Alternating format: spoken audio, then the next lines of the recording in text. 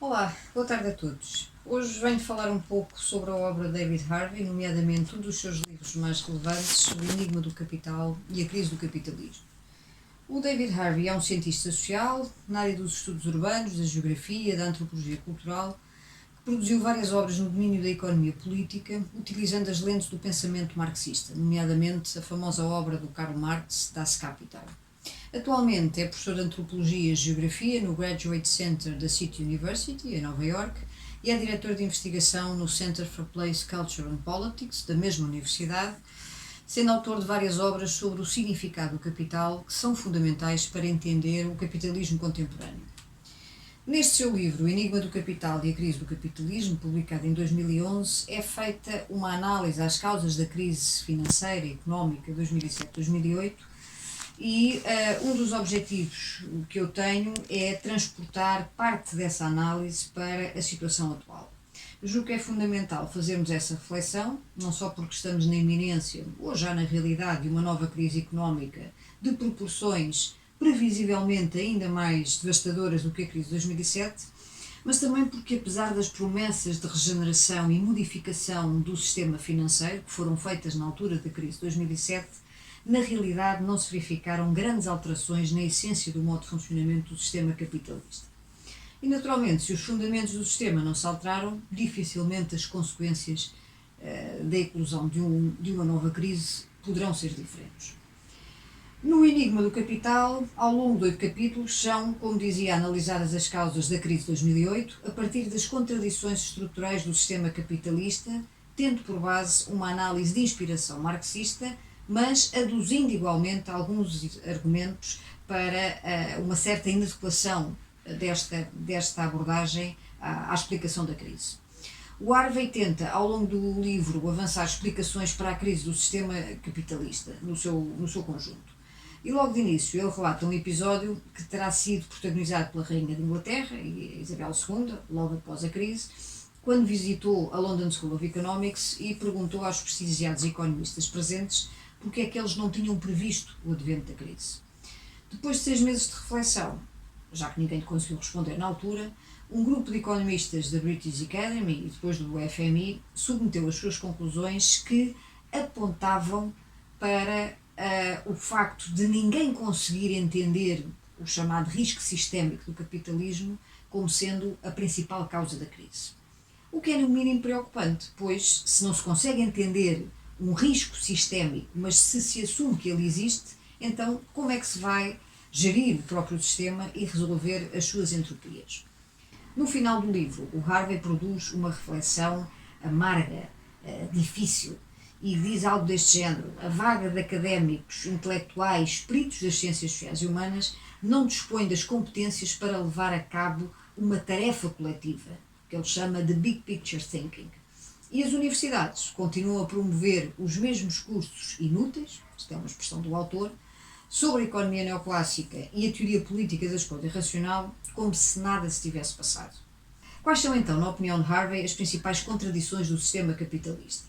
Recorrendo a Marx, mais uma vez, ele defende que o capital é um processo de circulação, não é uma entidade abstrata.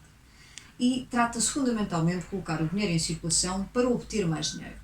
A forma primeira de acumulação de capital, na teoria marxista, é o capital produtivo, em que parte do lucro tem que ser capitalizado e colocado em circulação para obter novos lucros. Isto pressupõe que o capital deve obter em permanência uma taxa composta de cerca de 3% para assegurar a sua reprodução, o que claramente nem sempre acontece.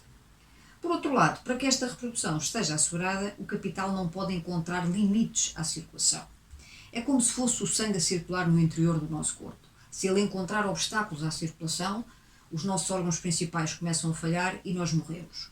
Se os fluxos de capital pararem, o corpo político da sociedade capitalista também morre. Se existirem limites, se existirem bloqueios, eles têm, no mínimo, que ser transformados em barreiras que possam ser ultrapassadas, possam ser removidas. Se essas barreiras persistirem, então as crises advêm e desenvolvem-se. Entre os principais bloqueios, o Harvey destaca o processo de acumulação inicial, onde o sistema financeiro desempenha um papel fundamental, aliado curiosamente ao poder do Estado. O objetivo é agregar poupanças de pequena escala, gerar superávites e redistribuí-los por um conjunto de projetos potencialmente lucrativos. Neste contexto, a inovação financeira tem sido crucial para a sobrevivência do capitalismo. Qual é o problema? É que muitas vezes os capitalistas financeiros exigem a sua parte nos lucros e geram muitas vezes conflitos com outros detentores de outro tipo de capital. Historicamente, nós verificamos que as crises se centraram frequentemente no setor financeiro e na sua relação com o Estado, devido à sobre-regulação e a dificuldade de proceder à inovação, ou, pelo contrário, à falta de regulação e consequente aumento da especulação sem limites, sem ética, que acaba por minar a própria estabilidade do sistema. Encontrar um equilíbrio é sempre uma tarefa muito complicada. Outro dos importantes bloqueios identificados por Harvey é o funcionamento do mercado de trabalho. E ele vai dizer que quando a força de trabalho é escassa ou organizada, nomeadamente sindicalmente, pode funcionar como um bloqueio à livre circulação do capital, já que o aumento dos salários se faz à custa dos lucros.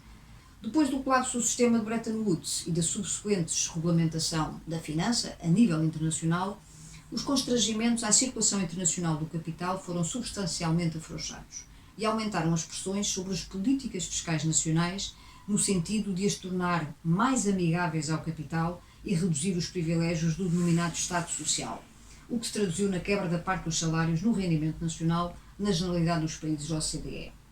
O Harvey assinala que o trabalho, enquanto barreira à acumulação de capital, não poderia ter sido resolvido sem a desregulamentação do setor financeiro e sem a inovação, mas que, no entanto, esses eventos aumentaram a possibilidade de eclosão de crises no sistema financeiro, tornando-o mais instável. Utilizando a análise do sistema financeiro norte-americano com ênfase no mercado dos derivados, aquilo que o Buffett chamava as armas financeiras de destruição maciça, o Harvey vai caracterizar a crise de 2007 como uma fase maciça de desapossamento, desapropriação de ativos, tanto culturais como atingíveis.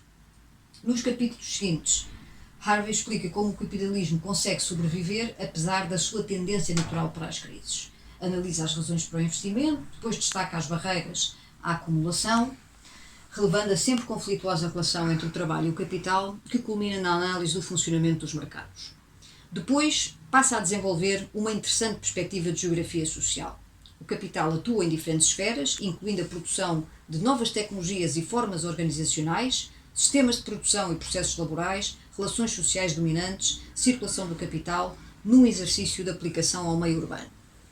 No capítulo 6, em particular, do Enigma do Capital, Harvey disseca as mudanças espaciais à luz das necessidades de acumulação do capital, demonstrando como as esferas de atividade estão embebidas em arranjos institucionais e estruturas administrativas que incluem o Estado e as empresas transnacionais. Coloca as relações de classe no centro da análise, argumentando que a classe é um papel, não é um rótulo que se aplica ao indivíduo.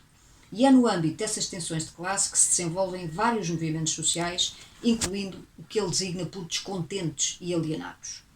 Estas tensões, que têm estado presentes em todas as etapas de desenvolvimento do sistema capitalista, são utilizadas por Harvey para questionar o que aconteceria se se formasse um grupo, no final, um movimento anticapitalista que reuniria membros dos vários grupos descontentes, dos alienados, dos desapropriados. Embora muito diferentes entre si, existe aqui uma rejeição partilhada de negociação com os poderes estatais que pode ter consequências dramáticas para a implosão da paz social. Recomendo que assistam também a um filme admirável, The Big Short, 2015, que relata de forma crua a forma como os investidores em Wall Street fizeram grandes fortunas apostando na ruína de milhões de pequenos proprietários e aforradores. Ou seja, enormes fortunas foram feitas apostando no colapso da mais sofisticada economia do mundo, com a complacência das autoridades governativas e do conjunto das instituições que sustentam o Estado de Direito. No contexto da crise de 2007 que assolou a economia mundial, as ações dos especuladores, das agências de rating, dos mercados, dos hedge funds e outros atores do mesmo cariz foram tão reprováveis como a passividade dos agentes políticos, económicos e académicos que seriam responsáveis pela regulação e supervisão do sistema. Nós já sabíamos desde 1930, ou mesmo antes, que os mercados não se autorregulam, não são eficientes, têm falhas no seu funcionamento. E sabemos também que existem agentes económicos que tiram proveito das falhas do sistema para obter os maiores ganhos possíveis. É natural.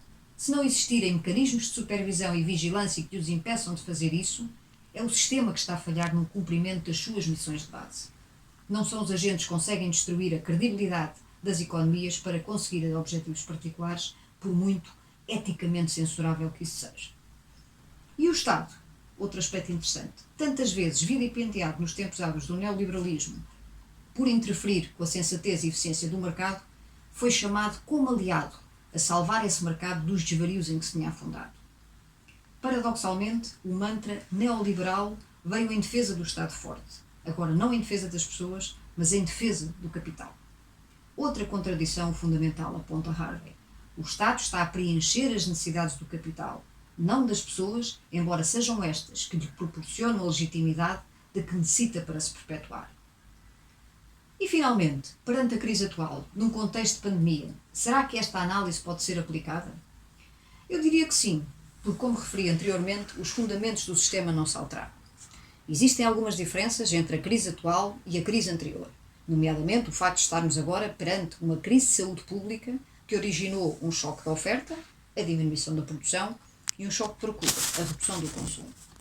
E esta distinção é importante até porque requer um novo mix de política económica para resolver o problema e torna mais difícil imputar responsabilidades a determinados países. Aqueles que foram considerados pela ideologia dominante os mais indisciplinados, os mais incumpridores. Veja-se o caso, todo o ambiente foi criado em torno da crise das dívidas soberanas europeias a partir de 2011. Bem, hoje é difícil fazer isso, uma vez que todos os países, sem exceção, foram afetados pelos efeitos da pandemia. O que me parece que esta crise vai tornar bastante claro é que os distinguir de forma conscienciosa entre o ritmo e a qualidade do crescimento económico, quer seja a nível mundial, regional ou nacional. A globalização potenciou, aumentou o ritmo do crescimento económico, mas não privilegiou a qualidade desse crescimento. E isso também contribuiu para a emergência e desenvolvimento das crises financeiras e económicas. Hoje, a crise provocada pela pandemia coloca de uma forma muito clara a necessidade de investir nessa qualidade do crescimento, desde a importância das infraestruturas de saúde pública até às questões ambientais, à necessidade de reduzir as gritantes desigualdades entre grupos socioeconómicos ou o predomínio avassalador da esfera financeira, com todas as suas vicissitudes, sobre a esfera real de produção de riqueza. E para gerir estes desafios, a política monetária ou mesmo a política fiscal não são suficientes. São necessários outros instrumentos, políticas eficazes de formação de recursos humanos, de formação cívica, de educação para a cidadania. São fundamentais políticas sociais, políticas promotoras de inovação responsável, inclusiva e de uma regulação atuante, eficaz, não uma regulação que leva à mudança suficiente para que tudo fique na mesma. Penso assim que a leitura das obras de David Harvey nos pode ajudar a fazer essa reflexão. E no caso das universidades, por que não? Pode encorajar o debate, a construção de cenários e, at the end of the day, o empoderamento dos intervenientes, as pessoas comuns, na sua vida cotidiana. Afinal, como dizia Sir Alfred Marshall, é esse o objeto de estudo da economia.